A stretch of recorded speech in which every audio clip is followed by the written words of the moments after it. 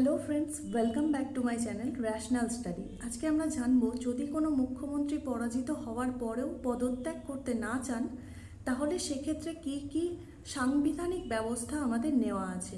তো চলো ভিডিওটা শুরু করা যাক। আমরা সমস্ত আর্টিকেল বা আইনি জটিলতা কি কি রয়েছে আমরা সমস্ত কিছুই এই ভিডিওতে ডিসকাশন করব। তো এখানে ফার্স্টেই যেটা পড়বো সেটা হচ্ছে লিগ্যাল প্যারাডক্স কী কী আছে, মানে আইনি জটিলতা। যখন কোনো মুখ্যমন্ত্রী আমাদের যেমন ওয়েস্ট বেঙ্গলের যিনি সিএম ছিলেন মমতা ব্যানার্জি, উনি পরাজিত হয়েছেন 2026-এর অ্যাসেম্বলি ইলেকশনে, এবং পরাজিত হওয়ার পর উনি বলছেন যে উনি পদত্যাগ করবেন না। তাহলে সেক্ষেত্রে কি কি আইনি জটিলতা হয় সেটা হচ্ছে, দেখো, যখন মুখ্যমন্ত্রী পদত্যাগ করতে অস্বীকার করে তখন রাজ্যপালের অটোমেটিক্যালি যে সংরক্ষিত ক্ষমতা থাকে, যেমন ডিসক্রিশনারি পাওয়ার মানে সক্রিয় ক্ষমতা, এই ক্ষমতাগুলো অটোমেটিক্যালি ট্রিগার্স হয়ে যায়, মানে অটোমেটিক্যালি গভর্নরের সেই ক্ষমতা চলে আসে। এবং সেক্ষেত্রে কি হয়, সাংবিধানিক বা রাজনৈতিক যে জেদ সেটা সংবিধানকে স্টপ করে রাখতে পারে না। মানে গভর্নর চাইলে এখানে সিএমকে ডিসমিস করতে পারে, মানে সিএম পদত্যাগ যদি করতে নাও চান, গভর্নরের কাছে পাওয়ার আছে সেই সিএম যিনি আছেন বা সিএম যিনি পরাজিত হয়েছেন ওনাকে পদত্যাগ করানোর। তো এখানে দেখো, নির্বাচনে পরাজিত হওয়ার পরও মুখ্যমন্ত্রী পদত্যাগ করতে চাইলে ফার্স্ট গভর্নরের রিজার্ভ পাওয়ার ট্রিগার্স হয়ে যায়, মানে অটোমেটিক্যালি রিজার্ভ পাওয়ার গভর্নরের কাছে চলে আসে। এবং নেক্সট দেখো, আমরা আর্টিকেল 154 যেটাতে লেখা আছে যে এক্সিকিউটিভ পাওয়ার, এই এক্সিকিউটিভ পাওয়ারটা কিন্তু সিএম এর কাছে থাকে না। সিএম এর কিন্তু কোনো বা চিফ মিনিস্টারের কোনো এক্সিকিউটিভ পাওয়ার থাকে না। এই এক্সিকিউটিভ পাওয়ারটা থাকে কার? এক্সিকিউটিভ পাওয়ারটা থাকে গভর্নরের। গভর্নর এই এক্সিকিউটিভ পাওয়ারটা ডিরেক্টলি ইউজ করতে পারে বা তার সাবঅর্ডিনেট যে অফিসার যারা রয়েছেন তাদেরকে দিয়ে ইউজ করাতে পারে। এবার সাবঅর্ডিনেট অফিসার কারা? সাবঅর্ডিনেট অফিসার হচ্ছে যেগুলো আইপিএস আইএএস অফিসার, যেমন ডিজিপি বা হচ্ছে চিফ সেক্রেটারি, এছাড়া বিভিন্ন civil service officer, home secretary, এগুলো হচ্ছে গভর্নরের সাবঅর্ডিনেট অফিসার।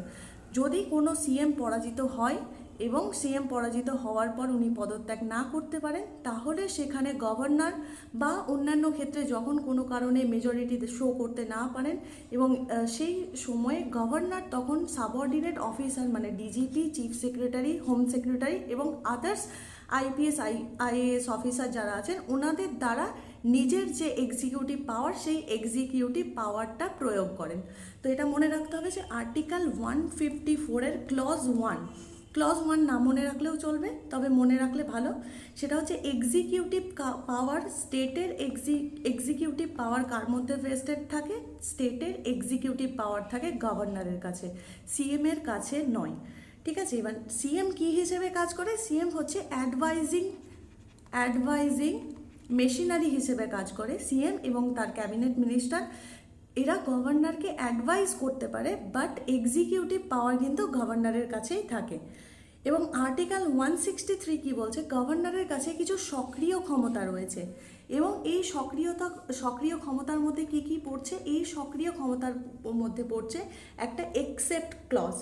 আর্টিকেল 163-র ক্লজ 1-এ বলা হয়েছে, যদি কোনো পার্টি সে ইলেকশনে হেরে যায় বা মেজরিটি লুজ করে, তখন তার এড এবং অ্যাডভাইস যে পাওয়ার, মানে গভর্নরকে সাহায্য এবং অ্যাডভাইস করার যে পাওয়ার, সেই পাওয়ারটা তখন শেষ হয়ে যায়।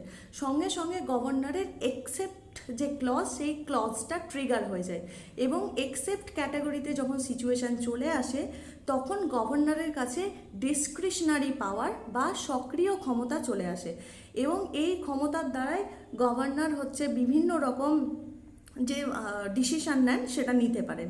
এবং এই যে পাওয়ার, এই পাওয়ারটা হচ্ছে সিদ্ধান্তই চূড়ান্ত, যেটা আদালতে চ্যালেঞ্জ করা যায় না। এটা মনে রাখবে যে এই যে গভর্নরের ডিসক্রিশনারি পাওয়ার, এটা আদালতে চ্যালেঞ্জ করা যায় না। কোন আর্টিকেলের থ্রু? 163 ক্লজ 3। তো এটা মনে রাখবে, 163 ক্লজ 3 হচ্ছে আর্টিকেলে তুমি এই যে গভর্নর যেটা সিদ্ধান্ত নিচ্ছে, সেই সিদ্ধান্তকে কোনো আদালতে চ্যালেঞ্জ করা যাবে না। নেক্সট হচ্ছে 164 আর্টিকেল পড়ব। 164 আর্টিকেলের মধ্যে, আর্টিকেল 164-এর মধ্যে 3টে পাওয়ার বা 3টে কথা বলা হয়েছে। একটা হচ্ছে অ্যাপয়েন্টমেন্ট। কাদের অ্যাপয়েন্টমেন্ট? চিফ মিনিস্টার এবং তার যে কাউন্সিল অফ মিনিস্টার তাদের অ্যাপয়েন্টমেন্ট, এবং তাদের যে সময় সেটা হচ্ছে কে ডিসাইড করে, সেটা হচ্ছে ডিসাইড করে গভর্নর, এবং তাদের যে একটা কালেকটিভ রেসপন্সিবিলিটি, এই তিনটের কথা বলা হয়েছে আর্টিকেল 164-এ। এবং আর্টিকেল 164-এ দেখো 164-এর ক্লজ 1 দিয়ে অ্যাপয়েন্টমেন্ট হবে। কাদের অ্যাপয়েন্টমেন্ট হবে? সিএম এবং council of minister. K appoint করবে? গভর্নর। তাহলে গভর্নরের কাছে অ্যাপয়েন্টিং অথরিটি রয়েছে। এবং এখানে আর্টিকেল 164-এই বলা হয়েছে যে গভর্নর যে সিএমকে বা কাউন্সিলস অফ মিনিস্টারকে যেগুলো অ্যাপয়েন্ট করলো, তারা কতদিন পর্যন্ত থাকবে? তারা থাকবে যতদিন পর্যন্ত গভর্নরের প্লেজারে, মানে গভর্নরের যতদিন পর্যন্ত ইচ্ছে হবে ততদিন পর্যন্ত তারা থাকবে। এবং আর্টিকেল 164-এর ক্লজ 2-তে বলা হয়েছে কালেকটিভ রেসপন্সিবিলিটি, মানে যৌথ ক্ষমতা।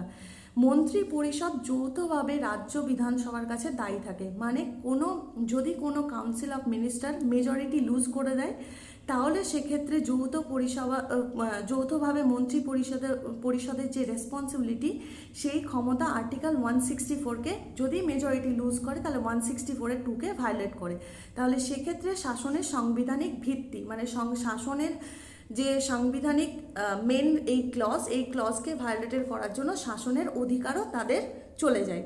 তো মনে রাখবে, কালেকটিভলি রেসপন্সিবল কাউন্সিল অফ মিনিস্টারের কাছে, বিধানসভার কাছে। এবার নেক্সট দেখো, আর্টিকেল 164-এর ক্লজ 1-এ কী পড়লাম আমরা? প্লেজার পড়েছি। প্লেজার কি? মিনিস্টাররা বা মন্ত্রীরা রাজ্যপালের সন্তোষ অনুযায়ী পদে থাকবে, এটা অবশ্যই তোমাদেরকে এর আগে স্লাইডে বললাম। এবং অ্যাপয়েন্টমেন্ট আমাদের মুখ্যমন্ত্রীকে রাজ্যপাল নিয়োগ করেন। আর ডিসমিসাল, এর মধ্যেও ডিসমিসাল কথাটাও রয়েছে, যে সংখ্যাগরিষ্ঠতা, মানে মেজরিটি যদি সিএম হারিয়ে যান, যেমন এখন পূর্বে সিএম মমতা ব্যানার্জি মেজরিটি হারিয়ে ফেলেছেন, তো সেক্ষেত্রে রাজ্যপাল মুখ্যমন্ত্রীকে, মানে যিনি ইনকামবেন্ট সিএম, তো ওনাকে বরখাস্ত করতে পারেন।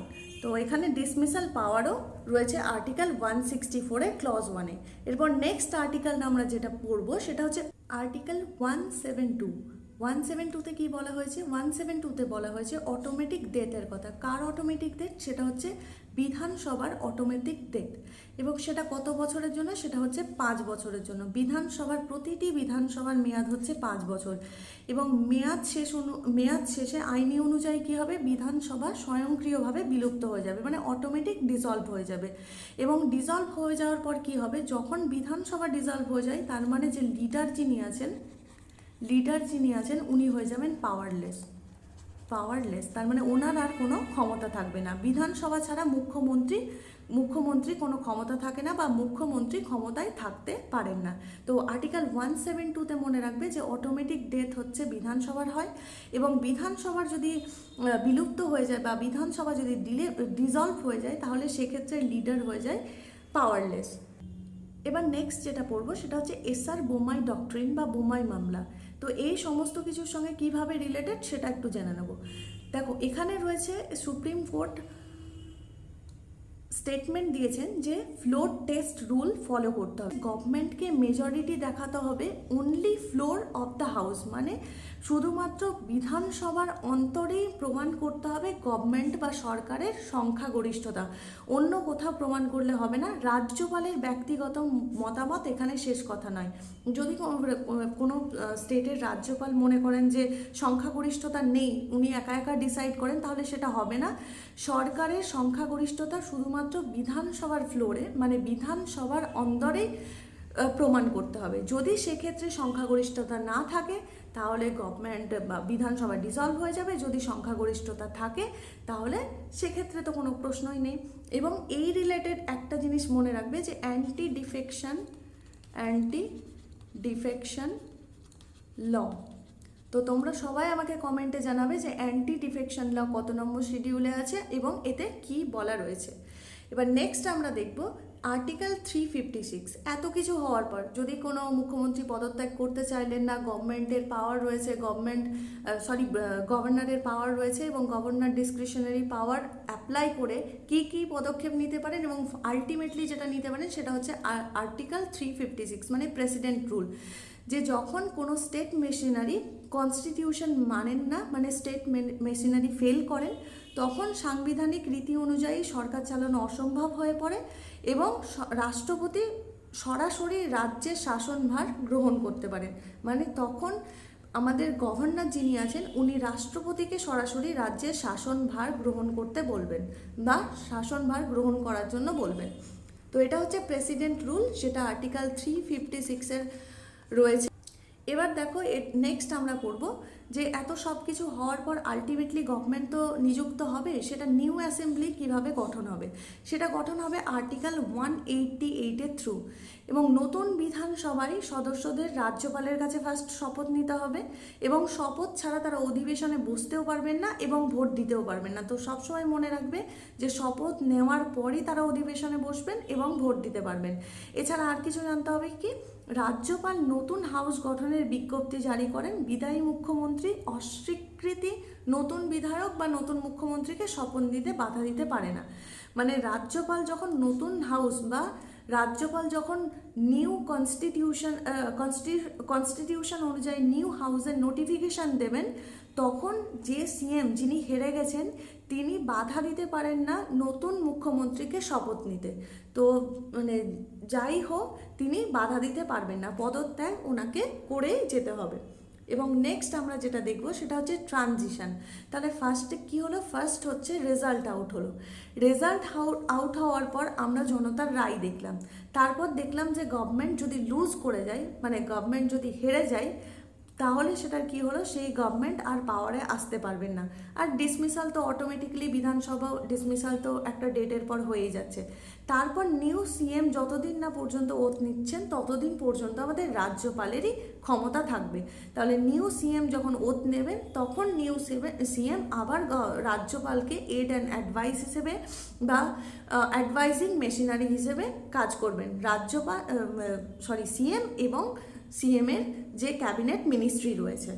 প্রথম থেকে একবার তোমাদের রিভাইজ করিয়ে দিই, যখন কোনো সিএম হেরে যান এবং হেরে গিয়ে পদত্যাগ করতে না চান, তাহলে সেক্ষেত্রে আমরা দেখতে পাই যে গভর্নরের কাছে ডিসক্রিশনারি পাওয়ার বা সক্রিয় ক্ষমতা রয়েছে, যেই ক্ষমতার মাধ্যমে উনি সিএমকে পদত্যাগ করতে বাধ্য করতে পারবেন এবং গভর্নরের কাছে গভর্নর যে ডিসিশনটা নেবেন সেই ডিসিশন আমরা কোর্টে চ্যালেঞ্জ করতে পারবো না, যেহেতু এখানে সিএম তার মেজরিটি প্রুভ করতে পারেনি।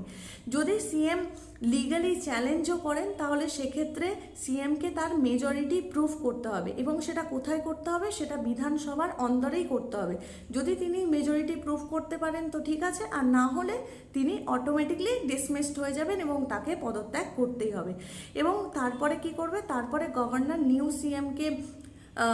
সিএম অ্যাপয়েন্ট করার জন্য নোটিফিকেশান দেবেন এবং নিউ সিএম অ্যাপয়েন্ট হবে, তারপর ওথ নেবেন এবং ওথ নেওয়ার পর তারা বিভিন্ন ডিসিশন নিতে পারবেন এবং বিধানসভায় বসতে পারবেন। এই ছিল আজকের ডিসকাশন। আশা করি তোমাদের ইম্পর্টেন্ট আর্টিকেলগুলো সম্পর্কে সম্পূর্ণ নলেজ এসছে এবং কোন কোন আর্টিকেলে কী কী বলা হয়েছে তোমরা আশা করি বুঝতে পেরেছো।